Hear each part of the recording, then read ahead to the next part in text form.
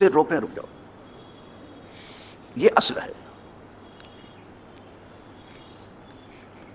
اور بہت سے لوگ جنہوں نے تقویٰ کی تعریف کی ہے وہ یہی کہا ہے کہ تقویٰ کیا ہے؟ امتثال الامر و اجتناب النواہی۔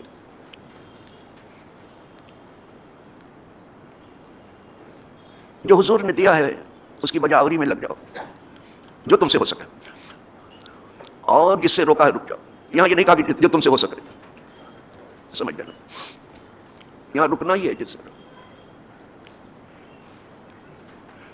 پھر تم نے وہ سب کچھ لینے کی کوشش کی جو حضور نے دیا ہے، اس میں تمہارا ہی بھلا ہے۔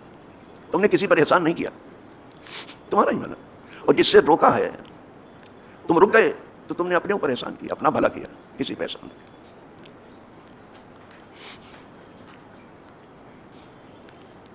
یہ تو اصل ہے ہمارے یہاں کہ جو کچھ حضور لے کے آئے ہیں وہ کسی کے پاس تھا نہیں،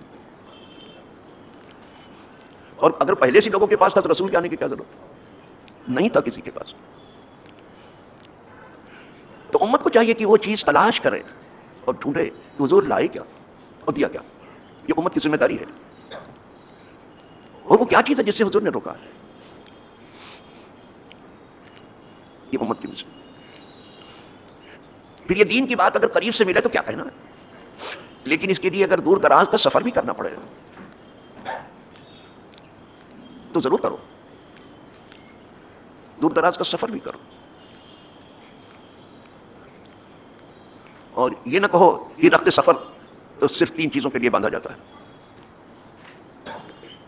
لا تشد الرحال الا الى ثلاثة مساجد۔ وہ مسجد کی بات ہے، اور باب المساجد میں آیا بھی ہے تمہارے گھٹنا اور پھوٹے آنکھ۔ یہ طریقہ کار چھوڑ دو۔ علم کے لیے، علم دین سیکھنے کے لیے اگر دور دراز بھی جانا پڑے چلے جاؤ۔ اطلبوا العلم ولو کان بالصین، علم کی تلاش میں نکلو، بھلے تمہیں چین میں ملے۔ چین میں تجارت کا سامان تو ملتا ہے اور زراعت کا سامان ملتا ہے، لیکن اگر وہاں دین بھی ملے تو چلے جاؤ، دین سیکھنے کے لیے بھی جاؤ۔ کوئی ایسا تو ہے جو دین سیکھنے کے لیے ویزا نکالے؟ کاروبار کے لیے تو روز ویزے نکل رہے ہیں، روز ٹکٹ نکل رہے ہیں، روز جو ہے پروازیں ہو رہی ہیں، ہوا میں اڑ رہے ہیں، سمجھ لو۔ کوئی ایسا بھی تو ہو کہ دین سیکھنے کے لیے سفر کر رہے ہیں۔ اور آپ نے اگر یہ سمجھ لیا ہے کہ ہر چیز گھر بیٹھے ملے گی، ہرگز نہیں ملے گی، ہرگز نہیں ملے گی، تمہیں نکلنا پڑے۔ یہ وہ دین ہے جس کے لیے حضرت موسیٰ علیہ السلام کو دور دراز کا سفر کرنا پڑا، اور اتنا سفر کیا، اتنا سفر کیا کہ تھک گئے۔ حضرت کریم کبھی تھکے نہیں تھے، انبیاء کو بہت طاقت تھا، لیکن اگر وہ تھکے تو صرف علم کی راہ میں جو سفر کر رہے تھے اس میں تھکے۔ لقد لقینا فی سفرنا ھذا نصبا، یہ اللہ کی کتاب بیان کر رہی ہے۔ تو اگر کلیم ہو کر کے سفر کر رہے ہیں، آپ گھر بیٹھے کیسے پا جاؤ گے؟ ابھی دکان کی رسم راہ ٹھیک سے آپ کو معلوم نہیں ہے، زندگی بھر تجارت کرتے رہے، اس کی رسم راہ معلوم نہیں ہے۔ کنارے پڑھو بیٹا، ادھر ادھر ادھر کنارے پڑھو یار، یہی سب مصیبت ہے نا۔ اگر یہ دین سیکھے تو کبھی ایسا نہیں ہوگا۔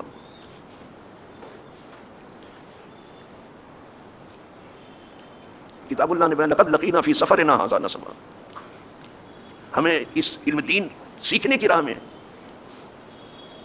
بہت تھکا دینے والے سفر کا سامنا ہو، تھکا دینے والے۔ کبھی کلیم تھکے نہیں تھے۔ اگر انبیاء سفر کرتے ہیں دین سیکھنے کے لیے، آپ کیا سمجھ کے گھر بیٹھ گئے ہو؟ پیسہ آ گیا تو آپ نے یہ سمجھ لیا کہ کھوپڑی بھی آ گئی، دماغ بھی آ گیا، عقل بھی آ گئی، دین بھی آ گیا، ایمان بھی آ گیا، سب خیر بھی آ گیا، یہ سمجھ لیا آپ نے؟ نکلنا پڑے گا۔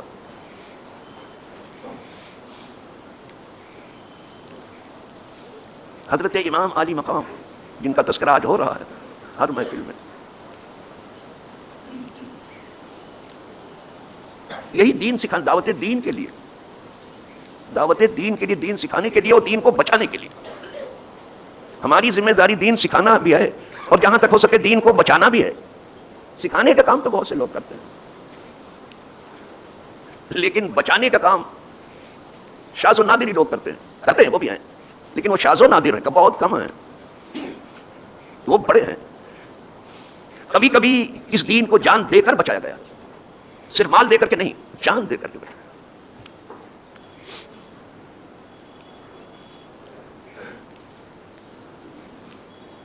تو آپ دین سکھانے کے لیے کوفہ کی طرف بڑھے، اور آپ کے ساتھ ابتداءً 200 آدمی تھے، پھر جب دیکھا کہ کوفہ کے حالات ناسازگار ہیں تو صرف 72 نفوس رہ گئے تھے، لیکن کوئی یہ لشکر نہیں تھا جو کوفہ کی طرف بڑھ رہا تھا، لشکر نہیں تھا، 72 نفوس تھے.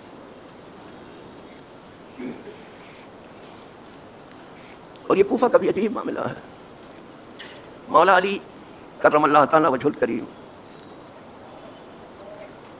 کوفہ کی جامع مسجد کے دروازے پر آپ پر حملہ کیا گیا، وہیں شہید ہوئے.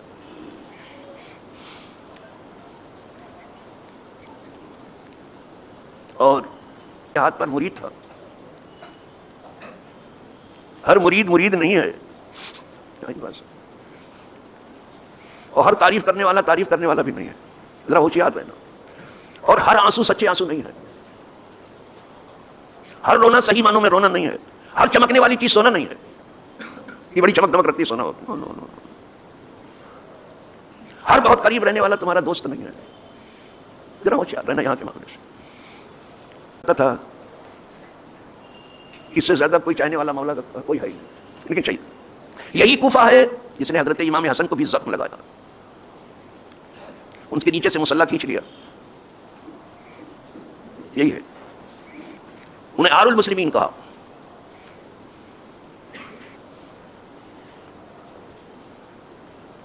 یا آپ مسلمانوں کو بے آبرو کرنے والے ہیں. مسلح امام حسن کو ایک طبقہ تھا جو اس وقت بھی حضرت امام حسن کی صلح سے خوش نہیں تھا، جو حضرت امیر معاویہ سے کی. اور ایک طبقہ آج بھی خوش نہیں ہے، اس کے لیے طرح طرح کی تعویلیں کر رہا ہے. صلح امام حسن اہل تشیع کے لیے گلے کی ہڈی ہے، کچھ نہیں کر سکتے. کیا کہیں گے؟ ان سے صرف اتنا پوچھ لیے کہ حضرت امام حسین نے جو عظیم قربانی پیش کی، اسے اپنے اپنے طریقے پر زبردست انداز میں سنی بھی پیش کر رہے ہیں، شیعہ بھی کر رہے ہیں.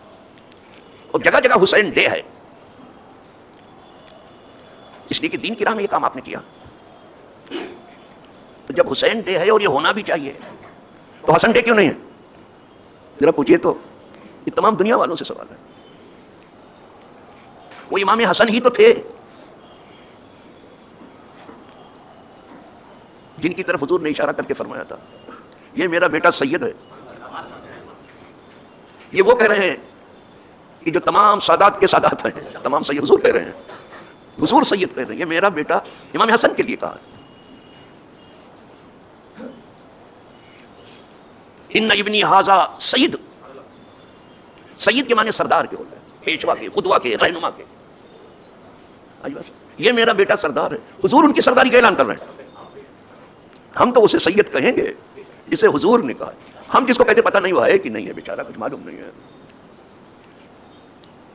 ہمارے یہاں بعض علماء جو گزر گئے بڑے علماء تھے، انہوں نے کہا آج سیدوں کی بھی قسمیں ہیں، سید اعلیٰ بھی ہے، سید سالہ بھی ہے، سید کالا بھی ہے، سید پالا بھی ہے. سمجھ رہے ہیں؟ خوب بنے ہیں. کوئی اپنے راستے پر تھوڑے رہا ہے.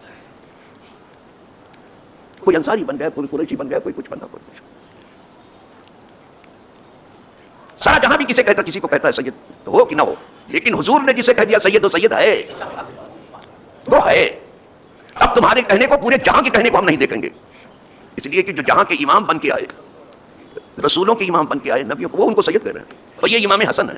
یہ المیہ نہیں وقت اور کیا جسے حضور سید کہہ رہے ہیں، اس کا کوئی حسن ڈے نہیں ہے شیعوں کی. حضرت جواب دو تو کیوں نہیں ہے؟ یہ سوال ہے میرا. ان ابنی ھذا سید، میرا یہ بیٹا، نواسے کو پیار بیٹا کہہ رہے ہیں حضور، میرا یہ بیٹا سید ہے. لعل اللہ یصلح بہ بین فئتین العظیمتین من المسلمین. ان قریب اللہ اس میرے بیٹے کے ذریعے مسلمانوں کے دو بڑے گروہوں میں صلح کرا دے گا.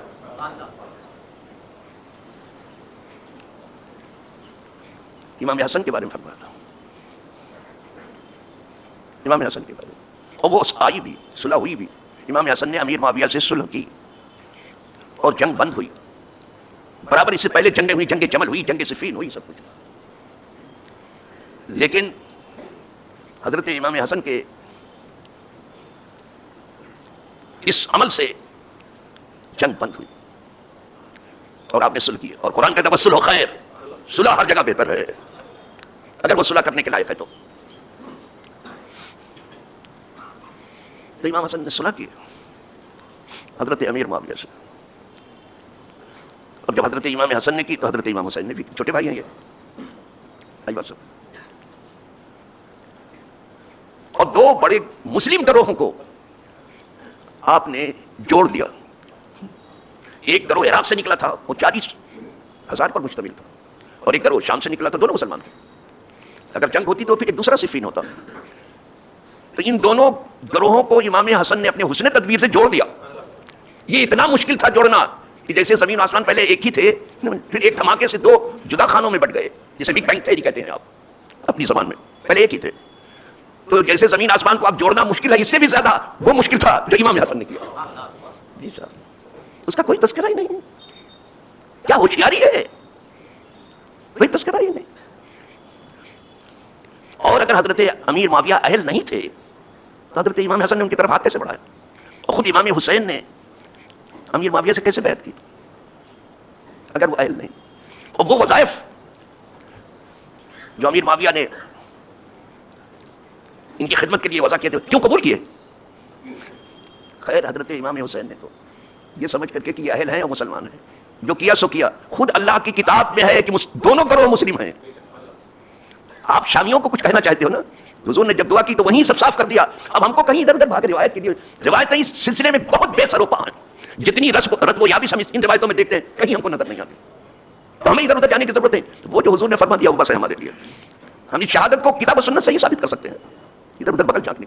فرمایا مسلمانوں کے دو بڑے گروہوں میں صلح کر. دونوں گروہ کو حضور نے مسلمان کہا. اب میں حضور کے کہے کے دیکھو کہ تمہارے کہے کے. یہ کوفہ سے نکلنے والے گروہ یہ کہنا چاہتے ہیں اہل تشیع کہ وہ حق پر تھا, سمجھ گئے, اور شام سے جو نکلا تھا وہ حق پر نہیں تھا. کیا بتاؤں صاحب. اور یہاں سے یہ بھی معلوم ہوا کہ لڑائی جھگڑا کتنی شدت کیوں نہ اختیار کر لے, کبھی کبھی آپس میں ٹکراؤ ہو جاتا, تلواریں چل جاتی ہیں تو خون میں, اس سے کوئی کافر نہیں ہوتا. آئی بس کلام پاک کی طرف پھر جا رہا ہوں. میں روایات کا سہارا نہیں لے رہا ہوں کہ اس میں صحت ہے, اس میں سقم ہے, یہ صحیح ہے, یہ نہیں ہے. سیدھے اللہ کی کتاب. وَإِن طَائِفَتَانِ مِنَ الْمُؤْمِنِينَ اقْتَتَلُوا, کلام پاک میں ہے کہ اگر مسلمانوں کے دو گروہ آپس میں قتال کریں فَأَصْلِحُوا بَيْنَهُمَا, تو تم ان میں صلح کرانے کا کام کرو, کہ مت لڑو, روکو ان کو. بس ان کو روکو. فَأَصْلِحُوا بَيْنَهُمْ فَإِن بَغَتْ إِحْدَاهُمَا عَلَى الْأُخْرَىٰ, لیکن اگر ایک گروہ جو ہے بغاوت کرے دوسرے کے خلاف, تب کیا کرو؟ وہ مانا ہی نہیں, کہا نہیں ہم تو نہیں. ایک تو مانتا ہے دوسرا نہیں مانتا, تو کیا کرو گے؟ فَإِن بَغَتْ إِحْدَاهُمَا فَقَاتِلُوا الَّتِي تَبْغِي, تو جو بغاوت پر آمادہ ہے تم بھی اسے لڑو, تم کو ماننا پڑے گا. بھائی بات سنو, یہ کتاب کہہ رہی ہے. اور مولا علی نے جو اجتہاد کیا ہے, وہ جنگ جمل ہو یا جنگ صفین ہو, وہ حق پر ہے. مولا علی اجتہاد میں یہی آیت ہے. اور کہتے تھے ہمارے ہاتھ پہ انہی لوگوں نے بیعت کی ہے جنہوں نے صدیق فاروق کے ہاتھ پہ بیعت کی تھی. تم کو ماننا چاہیے. یہ کبھی نہیں کہا کہ ہمیں تو حضور نے خود ہی خلیفہ ڈکلیئر کر دیا تھا. کہیں دکھا تو دے کسی کتاب میں, بہت اڑے پھرتے ہو ادھر ادھر, کسی کتاب میں ذرا دکھا دو ڈکلیریشن کسی کتاب میں. لیکن صرف تمہارے منہ سے نہیں سننا چاہتے, اور خمینی اور کلینی سے نہیں سننا چاہتے. ہم مولا علی کے منہ سے سناؤ, امام حسن کے منہ سے سناؤ, امام حسین کے منہ سے سناؤ. تم سے نہیں سنیں گے. اب تمہیں اختیار ہے کہ ہم سے مت سنو, اللہ کی کتاب سے سنو. تمہیں حق ہے کہہ دو کہ ہم تم سے نہیں سنیں گے, اللہ کی کتاب سے سنو. تمہارے خمینی اور کلینی سے کی کوششوں سے ہل و حرم میں ہزاروں شیعہ ہو گئے, اور تم انہی کو مسلمان سمجھتے ہو. اور حضور صرف 4 آدمی کو مسلمان بنانے آئے تھے, یہ تمہارا عقیدہ.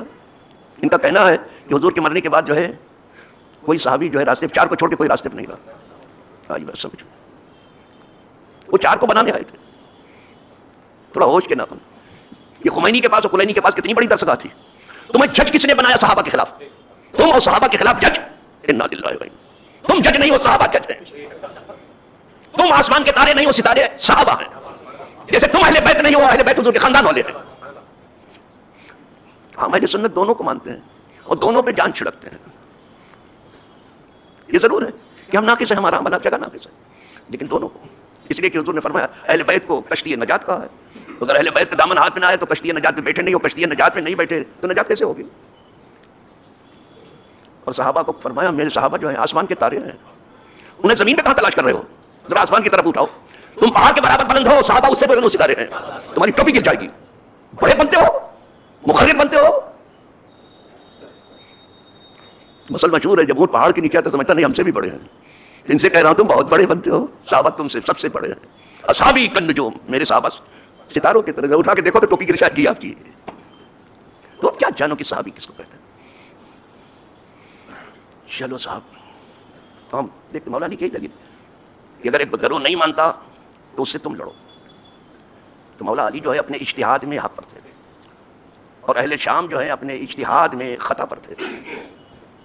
وہ بھی اجتہاد، صحابہ سب مجتہد ہیں، وہ درسگاہ نبوت کے پڑھے ہوئے ہیں، ادھر ادھر نہیں، وہ سب مجتہد ہیں. اہل شام نے بھی اجتہاد کیا لیکن وہ خطا پر تھے. اور ایک گروہ اور بھی تھا جو کسی لڑائی میں نہ جنگ جمل میں آیا نہ جنگ صفین میں، الگ تھلگ تھا، اس نے بھی اجتہاد کیا، وہ بھی صحابی ہیں، سب صحابی ہیں. کہ مولا علی حق پر تھے.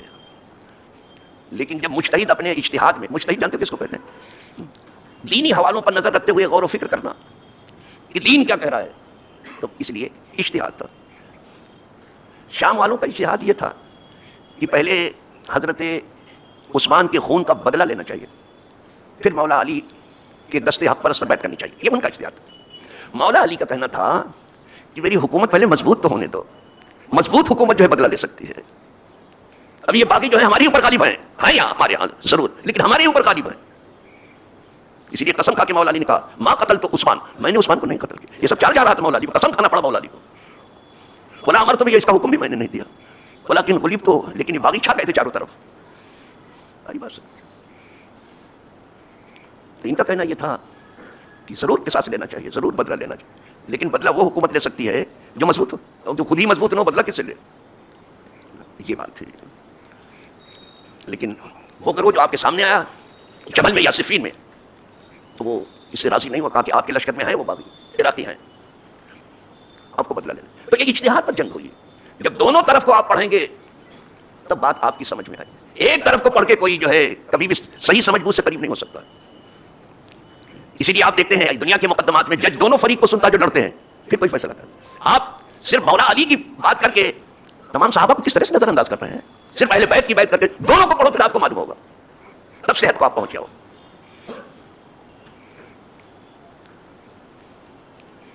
جب ہم روایتوں کی کتابوں میں دیکھتے ہیں کربلا کے بعد اتنا دل گداز واقعہ ہے کہ کیا بتایا جائے. کوئی بیان کر سکتا ہے جو کچھ ہوا ہے کربلا میں؟ کربلا ایک ایسی حقیقت ہے کہ اس کو افسانوی رنگ میں نہیں پیش کیا جا سکتا.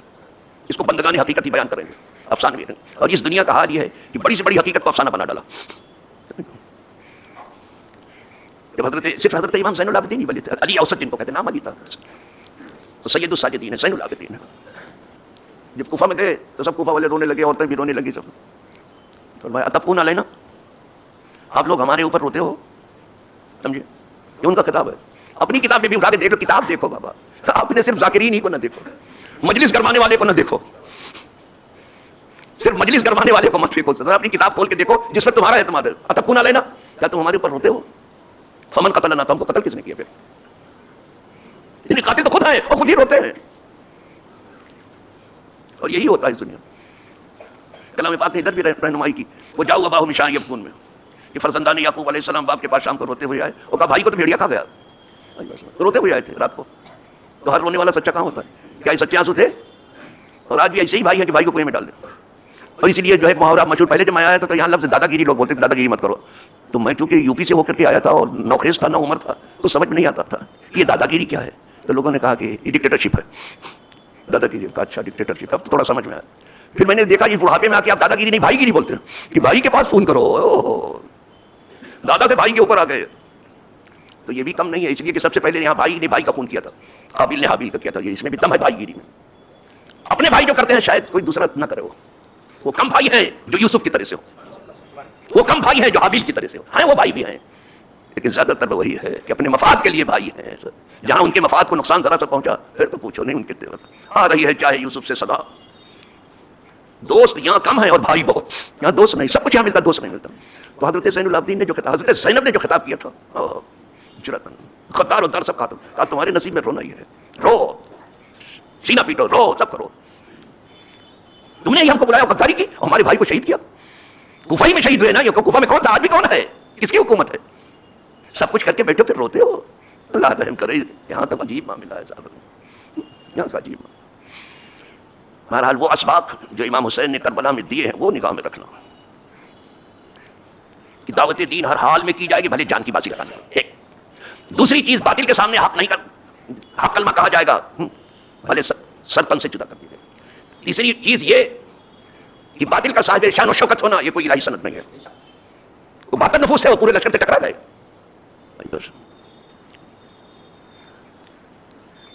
چوتھی چیز یہ ہے جو درس دیا تھا امام حسین نے آخری سجدہ کر کے، تو کہ جنگ کسی نہج پر کیوں نہ ہو، پانی بھی نہ ہو، کسی بھی حال میں نماز جانے نہ پائے، اپنے خون میں نہا کر کے آپ نے نماز کے لیے جو ہے نیت کر لی اور سجدے ہی میں آپ شہید کیے گئے. تو آپ سمجھتے نا کہ سجدے کی حفاظت کس طرح سے ہوتی ہے. پانی سے وضو کر کے تو بہت نمازیں ہوئی ہیں، وہ چاہے ماؤ سما ہو، چاہے ماؤ البحر ہو، چاہے ماؤ الحوض ہو، چاہے ماؤ الارض ہو، یہ تو بہت دنیا بھر کے پانی ہیں. سمجھ میں ہم سر آب زمزم کیوں نہ ہو، اس سے وضو کر کے نماز پڑھنا اور اپنے خون میں نہا کر کے نماز پڑھنا. وہ جانتے ہیں کہ نماز کیا ہے اور سجدہ کیا ہے. اس حال میں بھی سجدہ کیا الحمدللہ. زخموں سے چور ہو کے گرے جبکہ شاہدی، یاد آیا وقت ظہر رکھا سجدے میں جبین. کاٹا چمر نے تیغ سے حلقوں میں نازنی، حاطف نے دی صدا کی شاہ تم پہ آفرین. نانا کی طرح منزل قربت پہ آئیے، بس ہو چکی نماز وسلم. اگر یہ مسیح میں کہا ہے، لیکن کہنے والے نے کہا کہ اس وقت بھی آپ کو کچھ یاد تھا تو ظہر کا وقت جمعہ تھا جیسے آج ہے. جب خون میں نہا چکے تھے، زخم گنے نہیں جا رہے تھے، تب بھی کیا چیز یاد رہی؟ ظہر کا وقت یاد رہا. تو بتائیے اللہ کے آگے جھکنا نہ چھوڑنا کسی بھی حال میں. پانچویں چیز یہ ہے، یہ سب کچھ تو تھا، پورا گلستان فاطمی تاخت و تاراج ہو گیا تھا، خواتین کے سوا علی اوسط کے سوا کچھ باقی نہیں تھا. لیکن ایک کلمہ بھی شکایت کا امام حسین کے منہ سے نہیں نکلا، کیونکہ آپ امتحان میں تھے. یہ دینا تھا امتحان، اور اس کا اعلان بچپن میں ہی ہو گیا تھا. جو امتحان میں ہوتا ہے وہ نقل وقل نہیں کرتا، ادھر ادھر مدد نہیں تھا، کچھ امتحان میں ہے. وہ امتحان دیا ہے امام حسین نے جسے رہتی دنیا تک، اور وہ کامیابی حاصل کی ہے اہل بیت نے کہ دنیا سب مل کے آنسوؤں کا سیلاب بھی بہا دے لیکن خون شہیدہ کی سرخی کم نہیں ہوگی، ہر محرم تازہ ہو کے آئے گا.